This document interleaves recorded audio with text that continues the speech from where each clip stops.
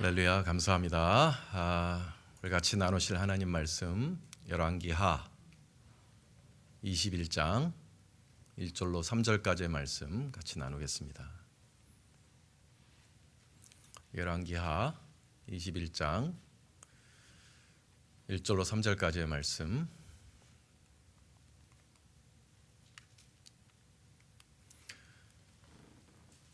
우리 찾으셨으면 한 목소리 한번 읽어보겠습니다.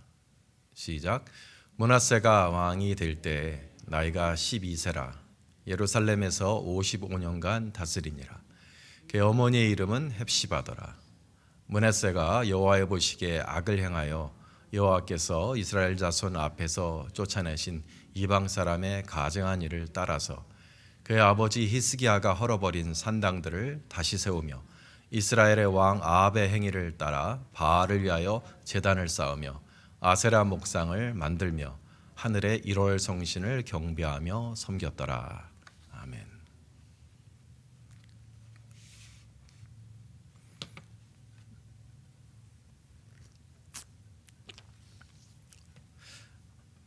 저를 불쌍히 여겨주시기를 바랍니다. 깜빡깜빡합니다. 제가 양복 상의를 입고 오는 걸 까먹었어요. 교회에 오고 나서야 안 입고 왔다는 것을 알고, 여러분 저를 불쌍히 여겨주시기 바랍니다. 왜 이렇게 까먹는지 모르겠어요.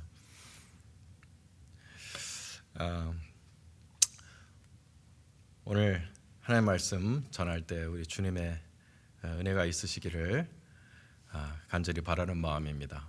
특별히 우리 김기철 집사님 그리고 최순정 집사님의 함께 드리는 마지막 예배라고 생각하니까 참 짠해요. 지나갔던 모든 좋은 순간들 떠오르면서 다시 만날 수 있을까 그런 생각도 듭니다. 하나님의 은혜 가운데 꼭 다시 만날 수 있게 되기를 기도하는 마음입니다. 오늘 하나님 말씀 전하겠습니다.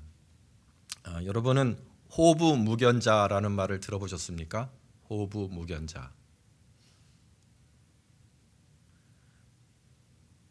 호랑이 아버지에게서는 개 같은 자식이 안 나온다는 말입니다.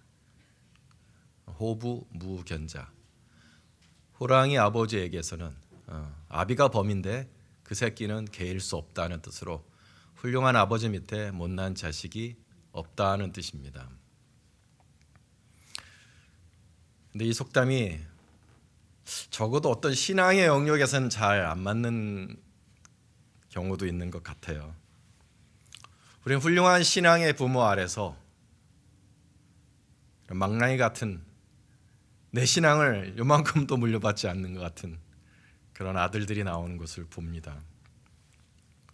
우리 신앙의 부모들의 슬픔이 아닐 수가 없어요. 그런 거 보면 신앙은 내 것이 아닌 것 같아요. 내 것이었으면 내가 물려줬을 텐데 내 것이 아니고 하나님께로 받은 거니까 내가 어떻게 할 수가 없는 거예요. 내 자녀들에게 들어가는 신앙은 하나님께 달린 것 같습니다. 그런 것들도 보여주는 것 같아요. 성경에 호부의 견자가 나온다는 것을, 호랑이 같은 아버지 밑에 망나니 같은 자식이 나온다는 것을 입증하는 게 바로 오늘 우리가 읽은 본문에 나오는 므낫세입니다. 므낫세는 여러분 아시다시피 므낫세의 아버지는 히스기야입니다. 히스기야. 가장 경건한 왕이에요. 이스라엘의 역사상 가장 경건한 왕, 가장 훌륭한 신앙의 왕. 3대 선왕을 꼽으라 그러면 다윗, 히스기야, 요시야 이렇게 3명을 꼽는데 이 3명 중에서도 정말 놀라운 신앙의 왕입니다. 무서운 정복 제국 아수르로부터 이스라엘이 살아남을 수 있었던 것은, 유다 왕국이 살아남을 수 있었던 것은 오로지 히스기야 때문입니다. 히스기야 왕의 신앙이 아니었더라면 유다 왕국이 하나님 앞에 살아남을 수 없었을 거예요. 그런데 이 히스기야에서 정말 개 같은 아들이 하나 나왔습니다. 므낫세입니다. 므낫세라는 말은요, 그 이름 자체가 무슨 뜻을 갖고 있냐면 므낫세, 잊어버린다 하는 뜻입니다. 잊어버린다. 과연 그 이름 그대로 아버지 신앙을 잊어버려요. 아버지가 물려준 신앙을 잊어버리고 아버지가 남긴 모든 좋은 업적들을 다 뒤집어 버립니다. 그리고 수많은 사람들을 죽이고 바알을 위하여 제단을 쌓고 아세라 목상을 만들고 하늘의 1월 성신을 경배하고 모든 이방 민족들의 우상신앙을 그대로 흡수해서 유다를 완전히 하나님의 나라에서 완전히 귀신의 나라, 우상의 나라로 바꿔버렸습니다. 얼마나 악한 왕이었든지 하나님께서 다른 것이 아니라 이 므낫세의 죄 때문에 유다를 멸하시겠다고 말씀하실 정도였습니다. 어쩌다가 이런 망나니 같은 아들이 히스기야 같은 성군에게서 나왔을까요? 오늘 본문을 보면 므낫세가 왕이 될 때에 그의 나이가 겨우 12세라 그랬어요. 왕위에 올라갔는데 12세라. 여러분, 히스기야가 죽을 병에 걸렸다는 것은 잘 알고 계시죠? 저가 하나님께 기도하여 생명 연장을 몇 년 받았습니까? 15년을 받았죠. 그러니까 므낫세가 왕에 오를 때 12세라는 것은 히스기야가 기적적으로 살아나고 3년 뒤에 얻은 아들이라는 얘기입니다. 저가 죽을 병에 걸려서 간신히 기적적으로 살아나고 아들이 없었어요. 그의 노년에 하나님께서 아들을 하나 주셨으니 얼마나 귀한 아들이었겠습니까? 노년에 죽었다가 다시 살아나서 얻은 아들이었으니까 얼마나 귀하게 키웠겠어요. 그래서 버릇이 없이 철없이 자라났던 것일까요? 어떤 사연이 있었겠죠. 므낫세가 그렇게 악한 왕이 된 데에는 사연이 있을 수도 있습니다. 그래서 어떤 분은 므낫세가 악해서 그런 것이 아니라 거대한 제국 아수르가 너무 강하다 보니까 살아남기 위해서 외교수를 펼친 것이다 라고 그렇게 해석을 하시는 분도 계신데 그렇지 않은 것 같아요. 오늘 성경 말씀을 가만히 보면 악하기는 악한 왕이었던 것 같아요. 히스기야가 나이가 들어서 이제 죽게 되었습니다. 자기 아들을 보니까 겨우 12살이에요. 그런데 선지자 이사야가 히스기야 왕에게 찾아옵니다. 히스기야에게 찾아와서 이런 예언을 남겨요. 물론 성경에는 없고 이사야 성천기라는 이 외경에 담겨 있는 말씀입니다만 이사야가 히스기야 왕에게 어떤 예언을 했냐면 왕이여 당신의 아들 므낫세는 벨리알에게 사로잡혀 있나이다. 벨리알이란 사탄 마귀를 말합니다. 사탄에게 들려 있습니다. 그리하여 그는 결코 아버지와 같지 않을 것이며 하나님께 반역할 것이고 나도 그의 손에 죽게 될 것입니다. 이사야가 미리 예언을 한 거예요. 과연 이사야가 이렇게 예언한 그대로 마귀 들린 자처럼 살아갑니다. 므낫세가. 우리가 읽은 하나님 말씀 6절을 한번 보시면 아까 우리가 이제 전반부를 읽었는데 바알을 섬기고 아세라를 섬기고 1월 성신을 섬기고 6절을 보시면 그 아들을 불 가운데로 지나게 하고 사수를 행하며 신접한 자와 박수를 신임하더라. 그랬죠. 6절을 보면 자기 아들을 불 가운데로 지나가게 한다 그랬어요. 이게 뭐냐면 몰렉신을 섬겼다는 뜻입니다. 몰렉신을 섬겼다는 뜻인데 저렇게 몰렉 신상이 거대한 개머리를 향한 개머리 모양을 한 몰렉 신상을 만들어 놓고 그 밑에다 불을 피워요. 그래서 저 신상이 빨갛게 달구어집니다. 새로 된 저 신상이 손이 이렇게 돼 있죠. 그 손 위에다가 자기의 어린아이, 자기 자식 중에 어린 자식을 그 빨갛게 달구어진 그 신상의 손 위에 얹어서 지져 죽이는 거예요. 그러면 그 아이가 저 위에서 비명을 지르겠죠. 그 비명 소리를 듣지 않기 위해서 그 몰렉 신상 주변에는 밴드를 놓습니다. 막 북치고 장구치고 피리를 불어서 음악 소리에 그 비명 소리가 들리지 않도록. 저게 몰렉 신을 섬기는 제의예요. 저래야 복을 받을 수 있다고 믿는 아주 사악한 우상 숭배죠. 이런 것도 했다는 거예요. 자기 자식을 바쳤다는 겁니다. 16절을 보시면 므낫세가 여호와의 보시기에 악을 행하여 유다로 범하게 한 그 죄 외에 무죄한 자의 피를 심히 많이 흘렸더라 그랬습니다. 무죄한 자의 피를 심히 많이 흘렸다고 했는데 많은 선지자들과 많은 제사장들이 포함이 되어 있습니다. 의로운 사람들을 다 죽였어요. 여호와여 하나님을 배신하지 마옵소서. 우상 숭배를 그치옵소서. 간언하는 모든 사람을 다 죽였다. 그 흘린 피에 누가 들어있느냐? 자기 아버지와 함께 종교개혁을 일으켰던 나라의 국보와 같은 선지자 이사야도 거기에 포함이 되어 있습니다.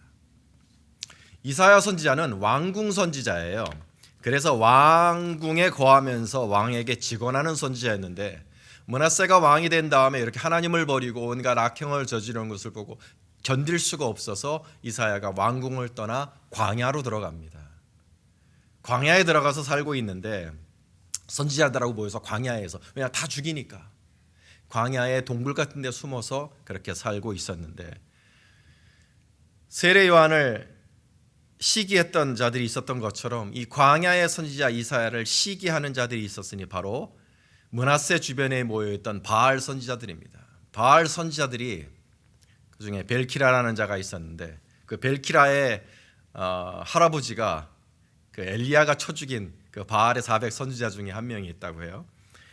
이사야가 역모를 꾸미고 있다, 반역을 꾀한다, 이렇게 거짓 고발을 한 거예요. 그래서 므낫세가 부하들에게 그를 잡아오라고 말합니다.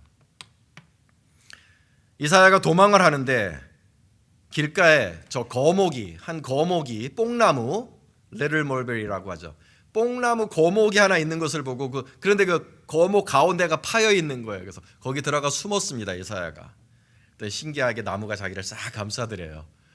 숨었는데 그 안에 이사야가 숨었다는 것을 므낫세의 부하들이 알아차리고 왕에게 말합니다. 왕이여, 이사야가 나무 안에 숨었는데 우리가 꺼낼 수가 없습니다. 그래 므낫세가 이렇게 말합니다. 톱으로 자르라. 그래서 산채로 저 나무를 톱으로 썹니다. 이사야가 안에 들어있는데 톱으로 썰어서 이사야 선지자는 반으로 두동강 나서 저 안에서 죽었지요. 이 이야기가 성경에 기록이 돼 있어요. 히브리서에 보면, 히브리서 11장 35절에 보면 어떤 이들은 더 좋은 부활을 얻고자 하여 조롱과 채찍질 뿐 아니라 결박과 옥에 갇히고 돌로 치는 것과 톱으로 켜는 것과 칼로 죽임을 당하고 할 때 바로 이 톱으로 썰어져서 죽은 자가 이사야, 므낫세의 손에 죽은 이사야 선지자를 말하는 것입니다. 정말 악해도 이렇게 악할 수가 없습니다. 가장 악한 왕입니다. 최악의 왕입니다. 므낫세가 이렇게 하나님을 배반하고 하나님의 사람들을 죽이고 온갖 악행을 저지르면서 하나님을 배신하였으니 저가 잘 먹고 잘 살았을까요? 네, 잘 먹고 잘 살았습니다. 저거 55년을 다스렸는데 상당한 기간 동안에 평화와 번영을 누립니다. 아스루 왕에게 빌붙어서, 아이러니하죠. 하나님을 사랑하고 신앙을 지키고 주의 뜻대로 살려고 했던 히스기야 때 사실은 유다는 힘들었어요. 아수르가 다 파괴했거든요. 예루살렘 빼고 다 파괴했어요. 사람들의 삶은 힘들었습니다. 그러나 하나님을 배신한 므낫세는 사실 나라를 편안하게 했어요. 적어도 아수르하고의 전쟁은 그쳤으니까. 아수르에게 딱 빌붙어서 그 입의 혀처럼 아수르 왕의 신복이 됩니다. 충성을 다하는 그런 꼭두각시가 되니까 아수르가 이 유다 왕국을 지켜줘요. 적어도 전쟁은 일으키지 않습니다. 그리고 조공도 감해줘요. 그러니까 곳곳에 파괴되었던 이스라엘의 성들이 회복이 되고 농사를 짓게 되고 경제력이 좋아집니다. 그리고 역사의 기록상에 남아있는 것들은 뭐냐면 이때 그 올리브유 무역이 엄청난 규모로 성장했다는 기록도 남아있기는 해요. 그런데 그것이 오래가지는 않았습니다. 그렇게 우상을 섬기고 귀신을 섬기고 하나님을 버리고 하나님의 사람들을 죽이면서 얻은 평화와 번영은 오래가지 않았어요. 아수르는 결국 므낫세를 버립니다. 그렇게 신앙을 버려가고 하나님 버려가면서 택한 그 아수르로부터 므낫세가 철저하게 버림을 받습니다. 역대하에 보면 이런 기록이 있어요. 여호와께서 아수르 왕의 군대 장관들로 와서 치게 하시며 저희가 므낫세를 사로잡고 쇠사슬로 결박하여 바벨론으로 끌어간지라. 왜 아수르가 므낫세를 바벨론으로 끌어갔을까요? 아직까지는 바벨론 제국이 없었던 때죠. 그렇죠? 바벨론이라는 도시를 아수르가 정복해서 다스리고 있었다는 뜻입니다. 그를 쇠사슬로 결박하여 바벨론 감옥에 쳐넣었다 그랬는데, 당시 아수르 사람 왕들이, 아수르 군대가 정복지의 왕들을 끌어갈 때는요, 그냥 쇠사슬로 몸을 묶어서 간 게 아니에요. 코를 쇠사슬로 뚫습니다. 이렇게 해서 끌고 가요. 므낫세가 저렇게 해서 끌려갑니다. 바벨론 감옥에 쇠사슬에 묶여 쳐 넣어진 거죠. 이게요, 다니엘이 그 친구들과 함께 바벨론으로 끌려가기 100년 전입니다. 처음으로 바벨론 유수를 겪은 자가 므낫세예요, 사실은. 다니엘이 아니라. 그런데 이때는 친구도 없고 자기를 돌봐주는 시종도 없죠. 처량한 신세, 아무 아는 사람도 없는 바빌론 감옥에 철저하게 버려진 자가 됩니다. 거기서 므낫세가 비로소 참회합니다. 쇠사슬로 결박하여 므낫세를 바벨론으로 끌어간 지나 12절에 보면 저가 환난을 당하여 그 하나님 여호와께 간구하고, 환난을 당하니까 비로소 잊었던 하나님, 버린 하나님을 다시 찾습니다. 하나님, 그 열조의 하나님 앞에 크게 겸비하여 기도한 거로,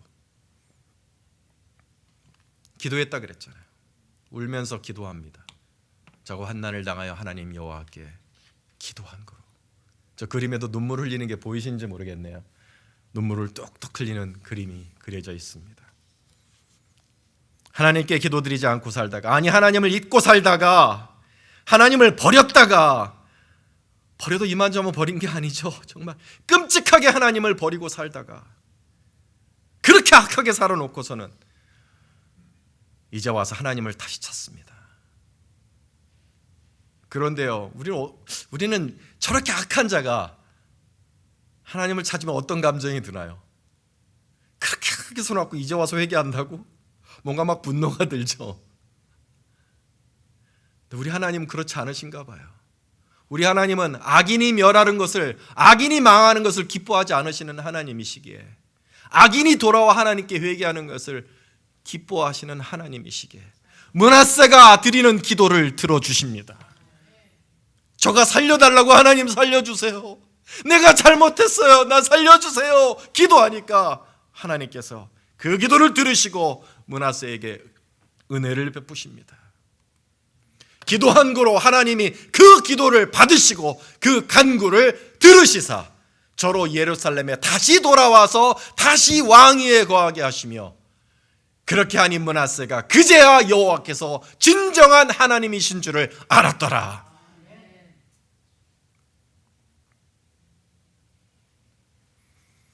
아마 다시 돌아가는 것이 그렇게 쉬운 상황은 아니었겠죠. 그러니까 하나님께 기적을 바라며 기도하였는데 하나님께서 기적을 일으키신 것입니다. 돌아갈 수 없는 상황이었는데 돌아가게 하시고, 다시 왕이 될 수 없는 상황이었는데 하나님께서 다시 왕이 되게 하셨습니다. 회복하여 주셨습니다. 그제서야 므낫세가 깨닫습니다. 여호와께서 하나님이시구나. 내가 그토록 섬겼던 바알이 아니고 여호와가 참된 하나님이시구나. 그제서야 깨닫습니다. 그리고 다시 돌아와서 므낫세가 이렇게 삶이 바뀝니다. 그 후에 저가 돌아와서 다윗성 밖 기온 서편 골짜기 안에 외성을 쌓되, 이렇게 쌓고 15절을 보세요. 저가 이방신들과 여호와의 전에 우상을 제하며 여호와의 전을 건축한 사내와 예루살렘에 쌓은 모든 단을 다 성 밖에 던지고 여호와의 단을 중수하고 화목제와 감사제를 그 단 위에 드리고 유다를 명하여 이스라엘 하나님 여호와를 섬기라 하며 백성이 그 하나님 여호와께만 제사를 드렸더라. 신약에 돌아온 탕제 이야기가 있다면 구약에는 돌아온 견자 므낫세의 이야기가 있습니다. 딜라드라는 유명한 성경 주석가가 계신데, 이분이 열왕기에 므낫세의 이야기를 주석하면서 이런 말씀을 남기셨어요. 아무리 의로운 자라 할지라도 죄의 오염에서 온전히 벗어난 사람은 없다는 것과, 그리고 그 반대로 아무리 사악한 자라 할지라도 하나님의 은혜로부터 완전히 단절된 사람은 없다는 것을 깨닫게 된다. 호브에게서 난 견자, 정말 개와 같이 악한 삶을 살았던 최악의 왕이었지만 하나님께서는 저에게 은혜를 베푸셨습니다. 므낫세 왕의 이야기는 우리에게 하나님 앞에서 용서받지 못할 죄인은 없다는 것을 가르쳐 주십니다. 하나님의 은혜만큼 강력한 것은 없습니다. 하나님의 은혜를 받지 못할 정도로 큰 죄인은 없습니다. 우리가 아무리 큰 죄를 진다 할지라도 하나님의 은혜를 받지 못할 사람은 없습니다. 로마서 말씀은 누가 우리를 그리스도의 사랑에서 끊으리요? 내가 확신하노니 사망이나 생명이나 천사들이나 권세자들이나 현재일이나 장래일이나 능력이나 높음이나 깊음이나 다른 어떤 피조물이라도 우리를 우리 주 그리스도 예수 안에 있는 하나님의 사랑에서 끊을 수 없으리라 말씀하셨습니다. 우리를 하나님의 사랑에서 끊을 수 있는 것은 이 세상에 아무것도 없다는 것을 믿으시기 바랍니다. 나의 죄도 나를 향한 하나님의 사랑에서 나를 끊을 수 없습니다. 여러분 이것을 믿으시기 바랍니다. 큰 죄를 지었을 수 있어요. 정말 개같이 살았을 수 있습니다. 그러나 그렇다고 하나님의 은혜를 받지 못할, 하나님의 은혜를 받을 자격이 없는 사람이 되는 건 아니에요. 세상에 하나님의 은혜를 받을 자격이 없는 사람은 아무도 없습니다. 아무리 개같이 살았다 할지라도 나는 하나님의 은혜를 받을 수 있다는 것을 믿으시기 바랍니다. 하나님은 악인이 멸망하는 것을 기뻐하지 않으시고 악인이 회개하여 천국에 가는 것을 기뻐하시는 분이시기 때문입니다. 최악의 왕이었던 므낫세 같은 인간도 회개하여 기도하였을 때 하나님이 받아주시고 은혜를 베풀어 주셨다면 오늘 우리가 하나님께 회개하고 돌아오면 얼마나 기뻐하시고 얼마나 큰 은혜를 나에게 베풀어 주시겠습니까? 이것을 믿고 우리 하나님께로 회개하여 돌아가는 저와 여러분 될 수 있기를 주님의 이름으로 축원합니다. 존 뉴턴이라는 악인이 있었습니다. 아주 악한 자였습니다. 그 친구로부터 받은 별명이 뭐냐면 구제불능. 얘는 너무 지저분하고 더럽게 살아서 구제불능이다. 얘는 하나님도 건지지 못하는 인간이다. 이게 그가 받은 별명이었어요. 그런데 그의 어머니는 너무너무 훌륭한 신앙인이었어요. 아버지는 뱃사람이었는데 어머니는 신앙인, 훌륭한 신앙인에서 아들을 저 아버지를 닮지 않게 하려고 얼마나 착하게 키우려고 귀하게 키우려고 기도하면서 하나님 말씀 가르치고 얼마나 정성을 다해 키웠는지 모릅니다. 그런데 이 아들 11살에 어머니가 죽는 거예요. 아들 남기고 아들이 장사하는 걸 보지 못하고 죽습니다. 아들이 거기에 충격을 받았는지 삐뚤어지기 시작해요. 그리고 12살에 학교 다 때려치고 포기하고 아버지를 따라 배를 타고 나갑니다. 뱃사람이 된 거야. 나 12살에. 근데 아버지가 뭐 하는 사람인지 아세요? 노예 팔고 사는 사람이었어요. 아프리카에서 흑인 노예들 사냥에다가 파는 노예 장사하는 사람이었습니다. 그랬더니 그 나이 12살짜리가 배에 올라가서 무슨 어떤 삶을 살았을까요? 지저분해도 그렇게 지저분할 수가 없는 거죠. 어릴 적부터. 그래서 친구들이 온갖 나쁜 짓 하고 뭐 감옥 들락날락하고 하니까 너는 구제불능이다. 저가 받은 별명이었습니다. 그러나 하나님이 그 어머니의 기도를 기억하시고 이 존에 대한 은혜를 거두지 않으셨습니다. 저가 노예를 사냥해서 본국 영국으로 돌아오는 길에 폭풍우를 만났습니다. 죽을 지경이 된 거죠. 그제서야 저가 잊었던 하나님을 향하여 입을 엽니다. 하나님 살려주세요. 하나님 살려주세요. 하나님이 그 기도를 들으시고 폭풍을 잠재우셔서 생명을 거두어 저로 영국에 무사하게 돌아오게 하셨습니다. 저가 그때 회개하여 하나님께 돌아오는 사람이 되었습니다. 그런데 늘 자기의 영혼을 지배했던 것이 뭐냐면 나는 오케이 하나님이 살아계신 건 알겠어. 그런데 나는 너무 더럽게 살았기 때문에 나는 하나님의 일을 할 수 없고 자격이 없고 하나님의 은혜는 나한테 오지 않을 거야. 그 죄의식이 자기를 사로잡은 거야. 하나님께도 돌아왔지만 자기가 저지른 짓이 너무 더럽고 너무 추하고 너무 악했기 때문에 그 자기를 짓누른 거예요. 그러다가 조지 휘필드라는 유명한 부흥 강사님의 순회 설교를 듣고 그분의 설교 요점이 이것입니다. 하나님의 은혜에는 한계가 없습니다. 아무리 큰 죄인이라도 덮지 못할 하나님의 은혜가 없고 하나님의 은혜는 모든 죄를 덮어서 하나님의 영광을 위해 사용하여 주실 것입니다. 이 말씀을 듣고 저가 마음에 확신을 가집니다. 하나님, 나의 죄보다 당신의 은혜가 크십니다. 나는 더럽고 더러운 죄인이지만 하나님의 은혜는 나를 덮으실 것이고 나를 아름다운 사람으로 만드실 것이고 나를 복된 사람으로 만들어 주실 것입니다. 제가 하나님의 소명을 붙잡고 하나님의 사람이 되기로 결심하여 결국 39에 목사가 됩니다. 거부하고 거부하다가 목사가 됩니다. 저가 목사가 되면서 사람들 앞에 이렇게 고백을 하는 거예요. 그대로입니다. 가장 무지하고 가장 비천하고 가장 무참히 버려진 노예 중에 하나인 내가 아프리카 연안의 참혹한 생활로부터 건지어져 마침내 이 아름다운 도시의 목사로 지명된 것은 여기서 하나님의 놀라운 은혜를 증거할 뿐 아니라 그 은혜의 특이한 증거와 기념으로 서기 위함이요 온 세계에 그 은혜를 나타내기 위함입니다. 그리고 그 감사한 마음과 주님을 향한 뜨거운 마음을 잊지 않기 위해서 저가 찬송가를 하나 짓습니다. 바로 나 같은 죄인 살리신 주 은혜의 놀라워.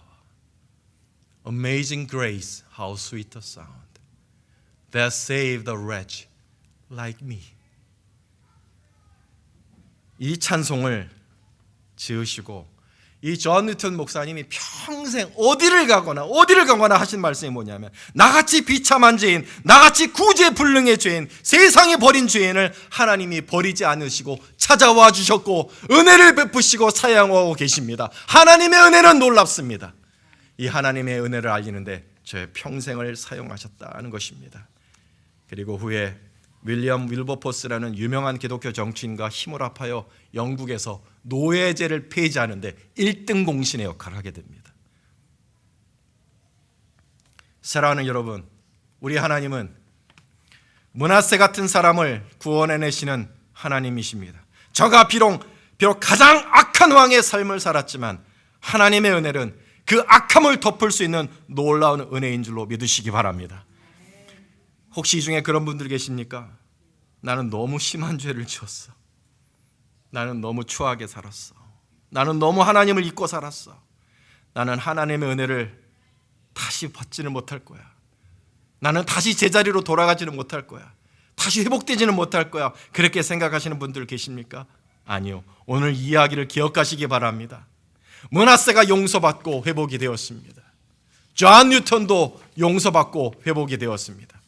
진심으로 하나님께로 나아가기만 하면 우리 하나님은 받아주시고 은혜를 다시 주실 것이며 회복하여 주실 것이고 내 인생의 왕의 자리로 돌려놓아 주실 줄로 믿습니다. 우리 하나님은 그러하신 분입니다. 우리 하나님은 가슴이 크신 분이시고 은혜가 많으신 분이시니 우리 하나님 앞으로 돌아오는 저 여러분 될 수 있기를 주님의 이름으로 축원합니다. 기도하겠습니다.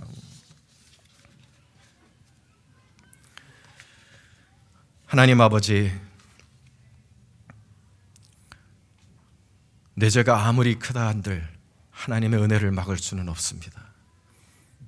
므낫세를 통해서 하나님의 은혜가 이 세상에서 가장 악한 왕이라도 덮고 품으실 수 있는 크신 은혜라는 것을 보여주셨사오니 하나님, 나도 담대함을 가지고 나의 하나님을 바라봅니다. 나의 죄가 주홍빛 같사오나 하나님의 은혜는 하나님 깊고도 놀라워 이 하나님 더러운 죄를 덮으시며 주님의 은혜로 채워주실 수 있는 놀라우신 은혜임을 믿습니다. 아버지 하나님, 저희들 이 가운데 혹시 하나님 지나간 과거의 죄로 말미암아 하나님 괴로워하며 내가 자격이 없다 생각하는 자가 있다면 아버지 하나님, 오늘 이 말씀이 떠오르게 하여 주셔서 이 세상의 그 무엇도 나를 향한 그리스도 예수 안에 있는 하나님의 사랑으로부터 끊을 수 있는 것은 없다는 주님의 말씀이 떠오르게 하여 주셔서 담력을 가지고 우리 하나님을 바라보게 하여 주시옵소서. 우리 하나님의 은혜를 평생 찬미하며 이 세상에 하나님의 은혜를 알리며 살아가는 우리들의 일생이 되게 하여 주시옵소서. 예수님의 이름으로 감사 기도합니다. 우리 이 시간 우리 존 뉴턴 목사님이 지은 나 같은 죄인 살리신 이 주 은혜 놀라워, 우리 찬송 우리 요거 한 번, 두 번 부르고 고요하게 한번 귀에 보는 시간 갖기를 원합니다. 1절은 한국어로 부르고 2절은 영어로 불러볼게요. 나가